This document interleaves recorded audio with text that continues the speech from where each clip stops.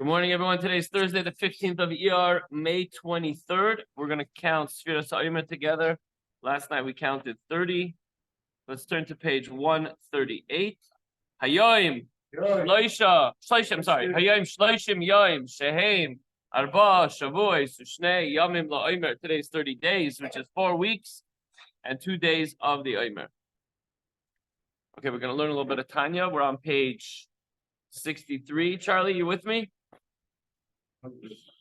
In today's lesson, Hashem's knowledge encompasses every aspect of existence, and it is this knowledge that powers its very existence.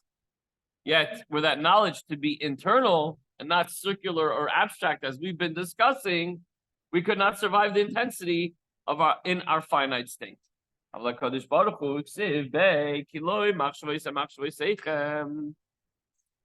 With this, a continuation of what we were talking about, that we imagine the godliness in our mind, but we don't know every detail in actuality. Morning, Maury. God, Hashem, however, Hashem, of whom it is written, for my thoughts are not your thoughts. What does that mean? Yesterday we ended with the mashal of thinking about a castle.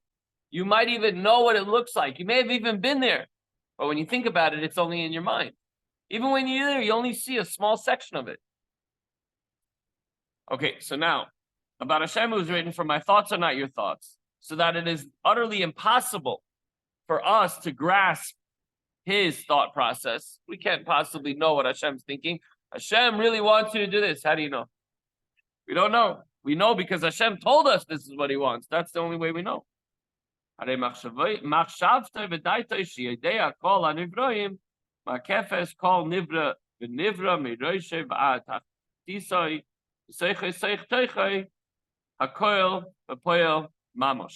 His thoughts and his mind, which knows all created beings. He knows every single fine detail of what's taking place throughout the entire universe.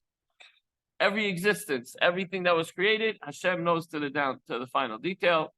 He knows all the created being. He encompasses each and every created thing from its head, meaning from its highest level to the lowest level, inside to its very core. Hashem knows what we're thinking and what we're feeling, and every part of us.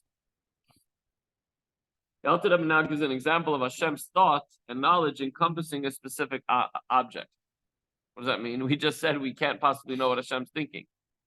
Probably the Alter Rebbe is going to tell us why we don't know what Hashem's thinking. That's not possible. The mashal, for example, the earth spins on its globe. In the case of the orb of this earth, Hashem's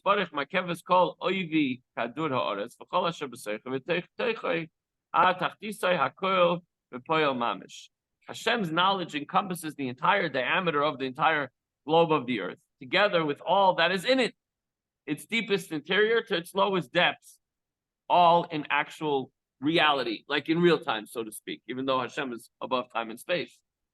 So if we want to know what's going on at the core of the earth, we have to dig, we have to try to find. We can't know. And then what's going on in outer space and everything that's in the world, from the smallest blade of grass to the highest mountains, skyscrapers, etc., which we were mentioning yesterday. Why? But the Eibusher knows every single thing. The fact that it's in existence means that God's thinking about it, because his knowledge constitutes the energy that keeps it in the whole thickness of the earth, and its creation keeps it from nothing into something. The whole earth was originally created and continues to be created, something from nothing, as a result of God's knowledge of it. However,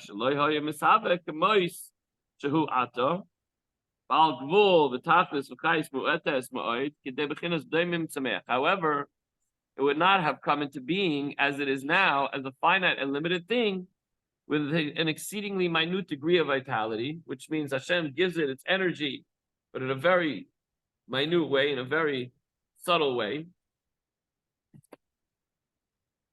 Imloi al yedei tzimtzumim rabim, and were it not for being contracted through many contractions, v'atzumim, tzimtzumei ha'or v'chayos, shenislavish b'kader ha'aretz, were it not for these contractions, that the light is enclosed in this earth.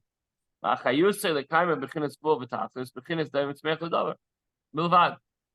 as to animate and sustain it, in its infinite and limited status, and in the categories of inorganic and vegetable matter alone. What does this mean? The minute degree of illumination that results from the tzimtzumim. Again, there's the order and safe the light of Hashem. And then Hashem puts himself through all sorts of contractions, screens, levels, blockages, in order for a small sliver of light to come down into this world to animate the physical world. And it enables the earth to exist in a limited and finite manner, and only in that finitude of inorganic and vegetable matter. What does that mean? Hashem's knowledge, however, as shall presently be explained, encircles the earth from above in a general way, as we said yesterday. For since Hashem's knowledge is infinite while the world is finite, it's impossible for this knowledge to pervade the earth. At that time, if one thing is infinite and one thing's finite, it can't coexist. Even though this knowledge constitutes the very earth's creation and existence. So obviously there could be a paradox and something which is not possible for us to comprehend and wrap our mind around, because that is Hashem. Hashem could take his infinity and use it to create a finite world. We cannot, those terms are well above our scope. But the takeaway is, if it exists, God must be there to give it life. There has to be, even through all the tzimtzumim, and even through all of the contractions and everything that's being held back. Certainly, we know that Hashem is giving it life. It's something we call inanimate. Right. A rock. A rock is inanimate, but Hashem, that's actually a good example. That's actually a very good example that we can use. So we have something that doesn't grow, that doesn't move, that's inanimate.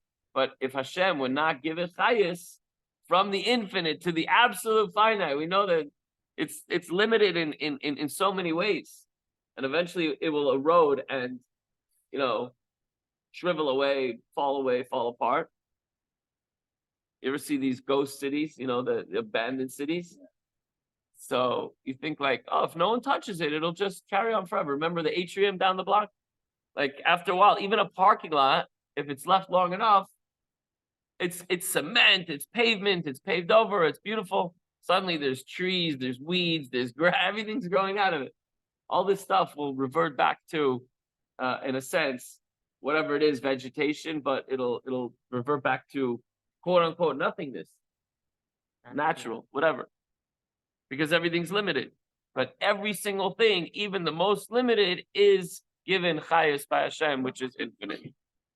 So we're told that we cannot understand Hashem, and then Al-Nabi gives us a little dose to try to get an idea of how to have a relationship with HaKadosh Baruch Hu. We're going to daven and we're going to love him. We have to know him. We have to understand who we're standing before. So Al-Nabi gives us different ways and examples, but even then, obviously, it's a little bit challenging to wrap our minds around, but we still have to try to push forward. And the main point is, if Hashem exists, then there must be light, that Hashem is giving it life. And we know that Hashem gives us everything that we have. And let's continue to explore this idea so that we can get closer to Hashem in every possible way, loving Hashem and fearing Hashem and fulfilling Hashem's mitzvahs. We can't know what Hashem wants, but we know that he wants us to, we know he told us what he wants. Can't understand what he's thinking, but we know what he's thinking based on the fact that he gave us the Torah to learn and to grow and to learn how to do the mitzvahs that he commanded us to do. So now go do it. Have a good day, everyone. Zai gesund.